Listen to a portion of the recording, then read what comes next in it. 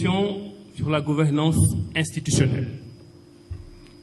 Je voudrais partager avec vous aujourd'hui 3 idées fortes sur lesquelles je réfléchis depuis un certain temps, avec une certaine dose de provocation que j'assume, mais basée sur de l'argumentation, sur la consistance de nos textes juridiques et sur la façon dont la vie politique est organisée au Sénégal.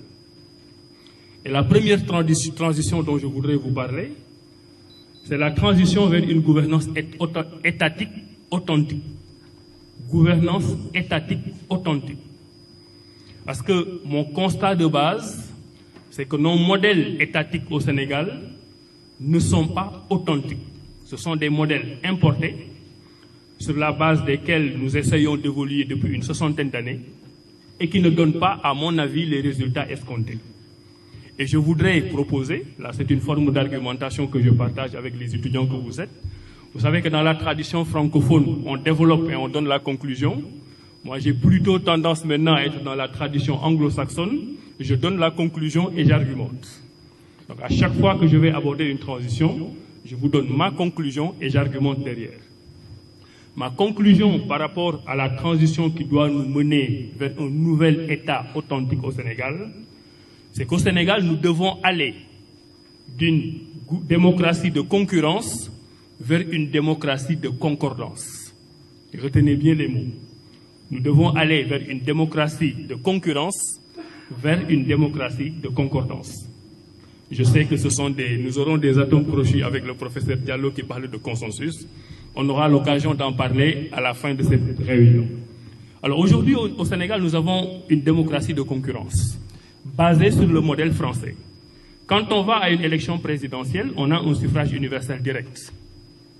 C'est le président de la République est élu par le peuple. Et puisqu'il est élu par le peuple, il a tous les pouvoirs.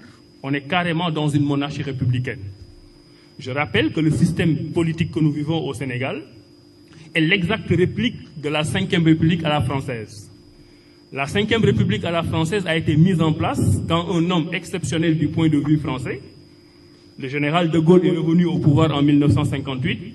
Il a demandé, exigé et obtenu qu'on taille la Constitution à sa mesure.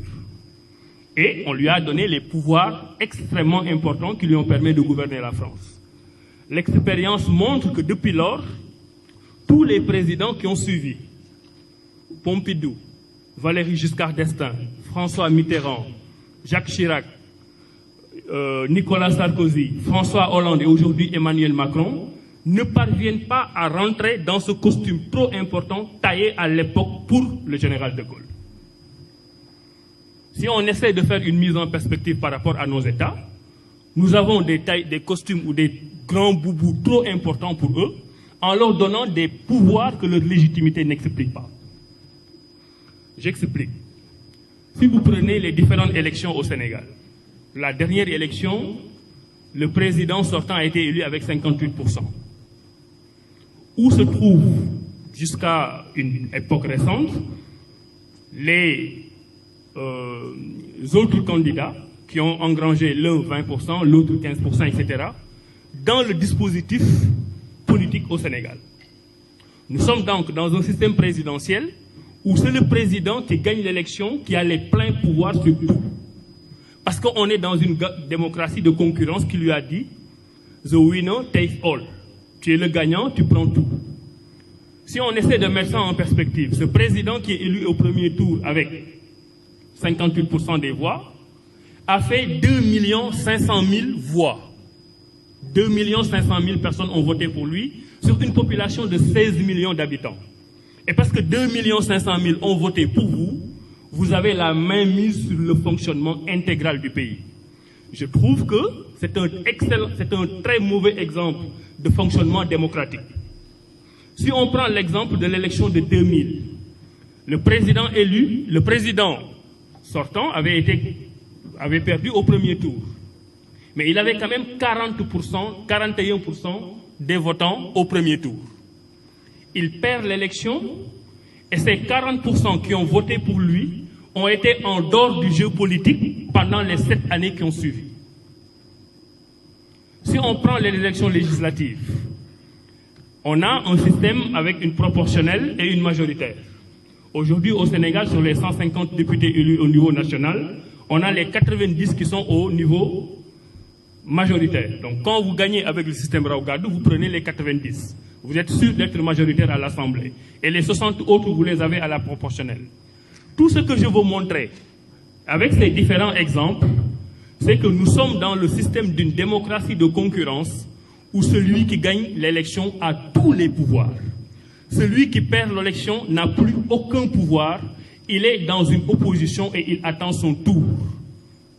Et le fait que cette opposition dure longtemps fait qu'on a mis en place un système de transhumance qui organise les vases communicants entre le pouvoir en place et l'opposition en place. Mon point de vue, et c'est la proposition que je fais ici au niveau de cette première transition, c'est qu'on doit aller vers une démocratie de concordance ou une démocratie d'entente, qui fait que tous ceux qui ont pu bénéficier du suffrage des Sénégalais soient associés à l'exercice du pouvoir. Dans ce système de démocratie de concordance, le deuxième de l'élection de 2019, qui a 20% de l'électorat, n'est pas systématiquement écarté du pouvoir exécutif. Nous savons déjà la représentation parlementaire où chacun est représenté de façon proportionnelle. J'y reviendrai. Mais nous savons tous que ce n'est pas au niveau du Parlement que les opinions s'expriment le mieux. Nous savons tous que la majorité de la coalition qui est majoritaire écrase la minorité. Alors que l'objectif ici, c'est d'arriver à une situation où, quel que soit le pourcentage de voix qu'on a à une élection, on soit représenté dans un gouvernement. Le premier avantage de ce système de concordance, c'est d'éliminer pratiquement totalement le système de transhumance au Sénégal, parce que chacun gouverne en fonction de son pourcentage. Le deuxième élément aboutirait à un gouvernement, je ne veux pas utiliser le gouvernement d'union nationale, mais un gouvernement qui reflète la proportion des différentes voix. Je donne 2 ou 3 exemples. Le premier exemple sur lequel je m'appuie, c'est qu'en ce moment, il faudra constitutionnaliser les départements ministériels. C'est ma conviction. Aujourd'hui, vous avez Senghor qui fait un gouvernement de 25 membres, Abdou Diouf qui fait un gouvernement de 40, Wade qui fait un gouvernement de 50, Macky qui fait un gouvernement de 45, etc.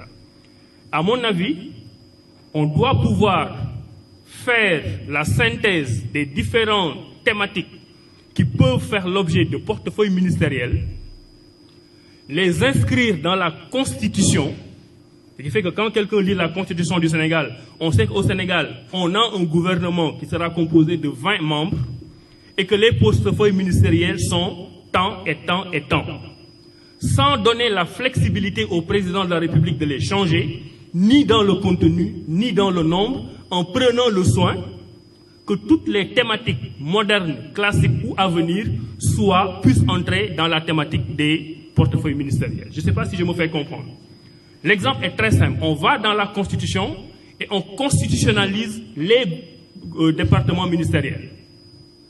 Ensuite, après les avoir constitutionnalisés, on dit qu'il y en a 20. Et quand il y aura une élection présidentielle, le premier, si on prend l'exemple de 2019, qui a 58%, 58% sur un gouvernement de 20 membres ferait 11 ou 12 ministres. Donc la part du président de la République qui a gagné l'élection est prédéterminée à l'avance. Il sait que s'il a 50%, il aura 10 ministres dans son gouvernement. S'il a 75%, il aura 15 ministres dans son gouvernement.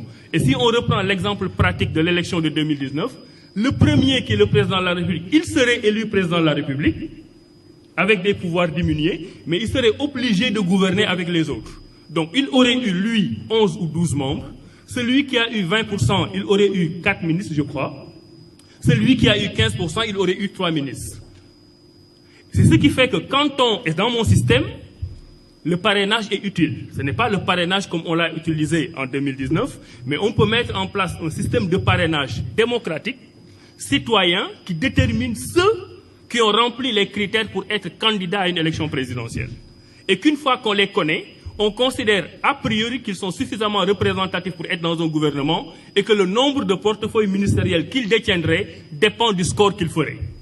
C'est ça qui fait que toutes les catégories politiques présentes à une élection nationale sont représentées systématiquement d'une élection à l'autre sans pour autant qu'il y ait une opposition systématique. Et pour moi, ça bat en brèche le fait qu'on dise toujours oui, il nous faut une opposition forte. C'est vrai qu'il faut une opposition forte dans un système de concurrence, mais dans un système de concordance, l'opposition peut ne pas être forte parce que l'opposition est représentante dans la prise de décision quotidienne tous les jours, dans l'exercice du pouvoir tous les jours. Ce qui fait que les seuls qui restent à la périphérie, c'est ceux qui ne passent pas les parrainages, c'est ceux qui n'ont pas réussi à être candidats à l'élection présidentielle. Ça veut dire qu'ils ne sont pas suffisamment représentatifs pour continuer à coûter aux contribuables énormément d'argent dans le circuit électoral. Ce que je propose, pour être simple, c'est l'instauration au Sénégal d'une 4e République. On a une constitution en 1960, Première République, une constitution en 1963, Deuxième République, une constitution en 2001, Troisième République. Je pense que la jeunesse de notre pays, qui ne s'accommode pas de toute l'histoire française qui a amené à cette démocratie de concurrence, doit être mise en exergue pour que nous ayons cette démocratie de concordance qui ferait qu'on n'aurait plus des questions de transhumance, on n'aurait plus des questions de transparence d'élection. Et dans mon système que je propose, le mandat du président de la République serait un mandat unique de 7 ans avec des pouvoirs minorés qui sont distribués à travers les 20 portefeuilles ministériels. C'est une proposition forte que j'avais envie de faire parce que je considère que le modèle de gouvernance étatique que nous avons ne correspond pas à nos réalités, ne correspond pas à l'arbre à palabres, ne correspond pas à ce que nous avons envie de faire. On vous donne souvent